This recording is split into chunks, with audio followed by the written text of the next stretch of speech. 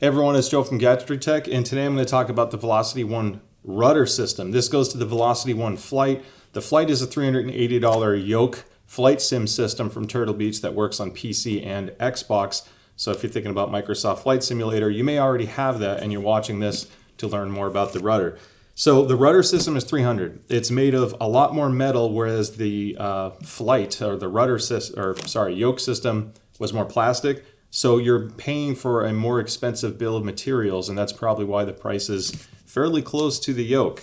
So we're going to unbox this. I want to show you what it comes with and kind of explain how you can use it, and then I'll show you some, nice looking product close-ups and talk about how it affected my experience. Because I can tell you, when I was using just the Flight, my biggest issue was takeoffs and landings. Once I'm in the air, I was doing pretty well, but controlling the rudder without an actual rudder pedal system has been a challenge for me, especially if you're trying to take off and land during windy situations or you're taxiing. Maybe I just wasn't great at it using the triggers, but this should make life a lot easier. So this is how the product ships. I just unboxed it or cut the tape, if you will, so we can save time during the unboxing, but this is what it looks like. So you get a little connection guide on top. The guide is going to show you, I guess, how to plug it into PC, just USB straight to your computer. And then on the Xbox configuration, you can plug this in to the throttle quadrant, which has an extra port on the back of it. It's a USB-C port, and this will naturally come with the USB-C cable. So let's take the cover off. This is how it showed up from FedEx. Now there's not much to it from what meets the eye, but I wanted to do this unboxing because when I started seeing some of the stuff it came with, I got pretty excited. So you get a pretty long, robust, braided USB-C cable. It's color-coded, so when you connect it to your flight quadrant, it should make it very easy to know where you're plugging it into. This little guy is a pedal because this rudder system has swappable pedals to change the height and angle. So the default configuration is more like your airline style rudder system, and then this is if you're mimicking small aircraft like a Cessna, you can swap that out. Now this is plastic. It's thick plastic. You can see the reinforcements on there, but this part's plastic. So we'll see how much of the base is actually metal. You may or may not like how strong the spring rate is or how stiff the pedal is. So they give you swappable springs so you can kind of dial it in. And it looks like there's a few zip ties in here. So for cable management, this will be nice if you ever bought their stand and frame system. They have a $200 stand that will be more available, I think, in a month or two. So once you start tying it all together, I'm sure the zip ties will come in handy if you don't already have them. I'm saving this for the end here. Here's another USB cable. This one's a bit shorter. So you get here two different ones. So this one is a USB-C to A, and this is the one you'll use to connect to your computer if you're playing on Windows. You get the instruction booklet. I'll probably have to save that. This is the second pedal because there's two pedals naturally, so I already unboxed the first one. Obviously that's still plastic as well. Now these guys are the feet, and I wanted to open it closer when we unbox the actual rudders themselves because there are two different kinds of feet. Now this thing just picking up the box is heavy. I'll post it on the text, post some text on the bottom of the video explaining how heavy this is. But you get two different types of feet, and there's an Allen wrench tucked away in here. That's a heavy-duty Allen wrench. This actually looks to be almost identical to the one that's on top of the yoke, which is like a hidden cover on it to where this hides. So that's kind of cool, because if they do use the same one, I like that, because you can always have a backup, I guess. So you get two different feet. Now, the flat foot, or flat pads, if you will, this is if you have a hard surface. So if you have like a wooden floor or a tile floor, you would use something like this, and that'll help give you more grip. And then you have the spiked feet, which if you're just putting the pedal straight on carpet, you're going to want to use these pads instead. Now they're one-time use pads, so you have this 3M adhesive. So just keep that in mind if you're not sure how you're going to use it yet. Once you stick those on, and it's not like you can peel them off and switch to the other surface pad, but if you want to go back to the spike, you may have to buy some extra adhesive to reattach those. Now this thing has some weight, so it's going to take me a sec to get out, and we'll try it. We're going to take this off. Yeah, this thing is like hardcore. Between the weight and the size. Let's move this out of the way. That box has some weight to it still. All right, unwrap the sleeve here. Jeez. It's not small, that's for sure. Holy cow. So, what's the best way to demonstrate this? I guess I'll go the way facing me and I'll just flip the camera.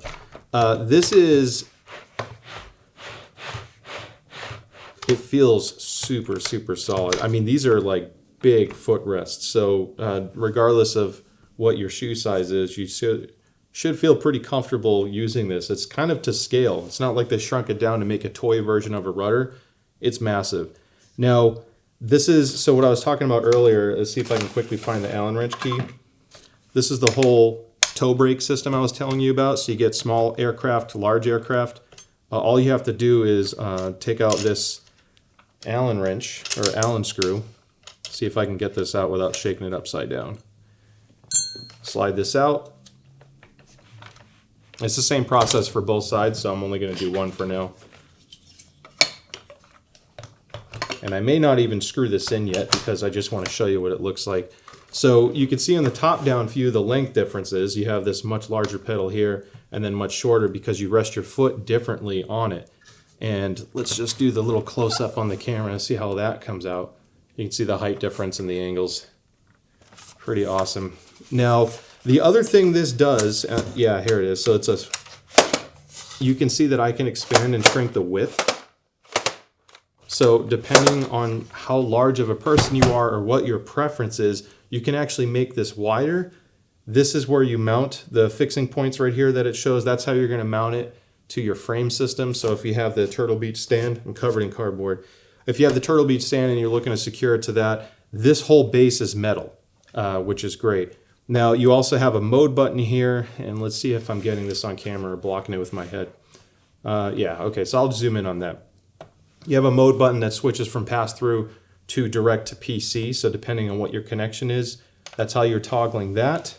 And then these caps are your spring access. So if you're concerned about how much resistance you have in this gliding system, you can take this off again with the same Allen wrench key and switch this out to the silver spring. And it even shows the pressure. So you have the black is 80 newtons and the silver is 60 newtons force, which means the silver springs are actually a weaker force. So you'll use these if you want it to feel a little bit softer and have less resistance to it. Can't really tell obviously on the table, but overall, not tons of movement. It's not like a car accelerator pedal, but I'd imagine this is pretty true to what they're going for in real life. So this is how it looks unboxed, and now I'm going to go through the process of setting it up. I'll connect it to the Flight, talk about the game experience and all that, and hopefully by the end you know if this is the right product to add to your flight system. All right, so it's been a few days since I did the unboxing, and I learned a few things along the way. So I'm going to cover a few setup things that I learned, and then I'll get into my experience. So one thing I mentioned, I didn't do this cable unboxing. This is the Xbox cable. It's the one that has the split on the end. So when you use this system, you use the one that has the Y. That's going into the throttle quadrant, and the single cable is going into the Flight. Now I played on PC most of the time because my PC is more powerful and I wanted a better experience. However, this will work fine on Xbox. I tried that as well, and you can see the Xbox in the background. But basically what I noticed is by default, when you plug this in directly to the PC using the single USB-C cord, it should light up with a white light showing it's in like a USB direct mode. For some reason, mine went to the Xbox mode, the inline version by default. All I had to do is press and hold the mode button for a while, I think like 5 to 7 seconds. It switched over to PC and then Windows detected it, or the direct mode. Then I used the Turtle Beach Control Center software, which I'll have a link in the description for. The firmware update did take 2 tries. That was a little scary. It just stayed at 0% for a while. So I waited as long as I could, like hours, just because I didn't want to risk breaking my rudder system. I ended up just closing the software, unplugging the rudder and plugging it back in. And then the firmware update took like seconds, whereas the Flight takes at least 5 or 10 minutes. That's a lot more complex of a firmware, I'd imagine. But the rudder system worked fine once I did that. So on Xbox, when you plug the rudder in with the whole inline setup, you do have to switch the Flight to Xbox mode. Right now I'm in PC mode. When you're in Xbox mode, you can enable rudder controls via the on-screen display. So the quick start brochure poster thing that it comes with, walks you through how to do that as well, but make sure you enable the rudder controls, otherwise the flight sim software won't detect the rudders. Now on the PC side, even though it was detected, I thought I'd just be plug and play and go. It is a software or a flight sim system, so it wasn't quite as straightforward. That's more on my ignorance, I guess. But basically in the flight sim software, it showed the rudder as an additional controller. There's just no controls mapped to it. So I basically just went through the control tree. I went through the rudder controls. I applied the left and right brake to the pedals, and then the single axis rudder control, because if you're doing this, to go left and right, you don't need to have a separate rudder control for left and a separate rudder control for right. It's just all rudder is controlled by that entire axis.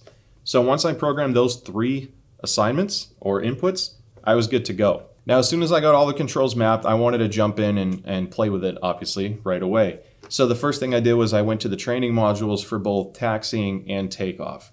And what I noticed, so admittedly, I'm not the best flight sim person, obviously. I'm not a pro. I don't do this all the time. I enjoy using it. And I had spent hours on the past on these same training modules using just the triggers and admittedly the parking brake. I didn't have the best way of control left and right brake plus left and right throttle or rudder control because everything was mapped on these triggers. And you can use the brakes, you can assign it however you want.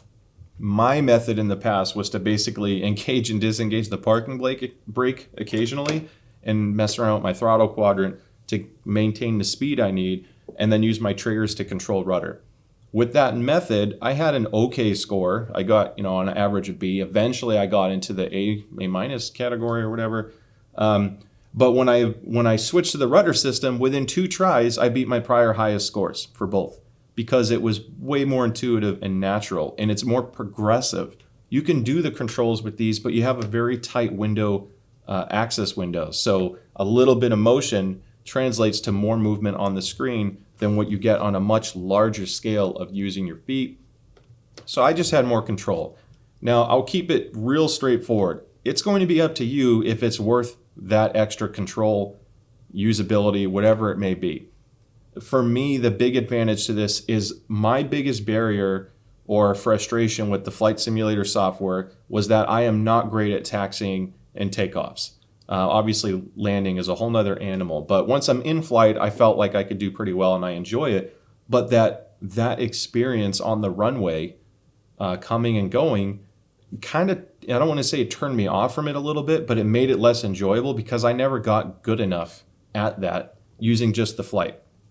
The rudder system breaks down that barrier and it makes it easier. It's obviously more interactive because now your feet are moving in your hands. It was fun. I think that because I was able to beat my prior scores, because it felt more natural, it made the game enjoyable for me, more enjoyable than before. Now, whether that's worth it to you or not is up to you. I will say a couple things that I learned along the way are these pads. Now, I did the unboxing earlier, and I talked about using earlier a few days ago. I talked about using the flat pads, and because I had the chair mat, and because I had a hard surface, I'm like, okay, the flat pads would be perfect. Well, when you put your feet on something and you're pushing, and my chair is on a chair mat with wheels, my chair started moving a little bit, which I did not factor in.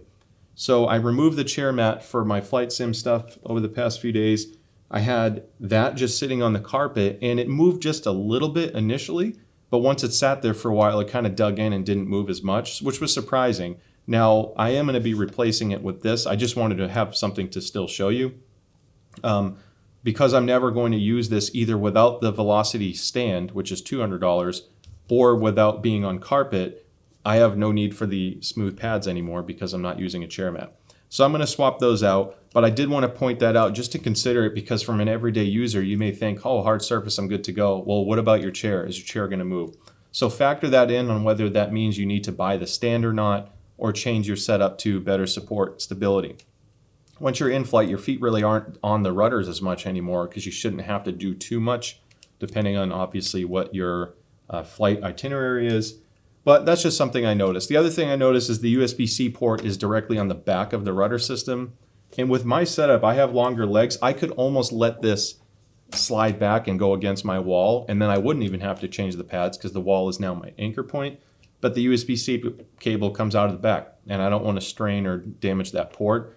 So I wish they had like an angle or it came out at the back but off the side, so I could let it go against my wall. You know, that's just my little nitpick. I'm sure there's reasons behind it. Otherwise, it's just one of those things that it is what it is. You can always get a right angle USB-C cable and see if that helps. But switch to this.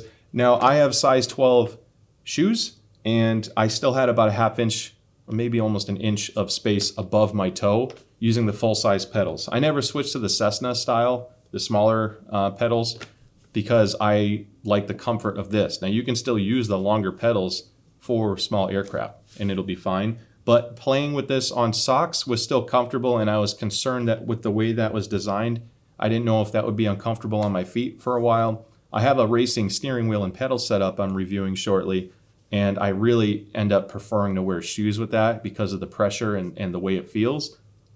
This is really comfortable, so you don't have to wear shoes. Again, I'm trying to review it from an actual everyday playback and gaming standpoint, and those are my experiences. So that about wraps up the review, and I hope you found something extra that you were looking for.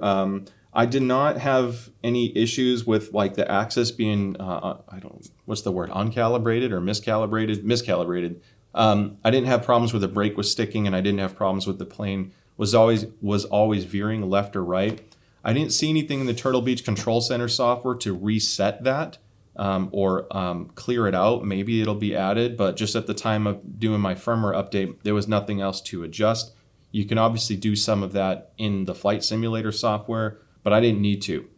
After hours of play, it stayed true to 0, and I didn't have any drift issues, which is a good thing. That's super important, especially when you're spending $300. So yeah, that about wraps up the review. Thank you so much for watching. I hope you found this helpful. Don't forget to like and subscribe, and check us out on Twitter and Instagram. I have links in the description below. And with that being said, thank you as always. I'll see you next time. Bye.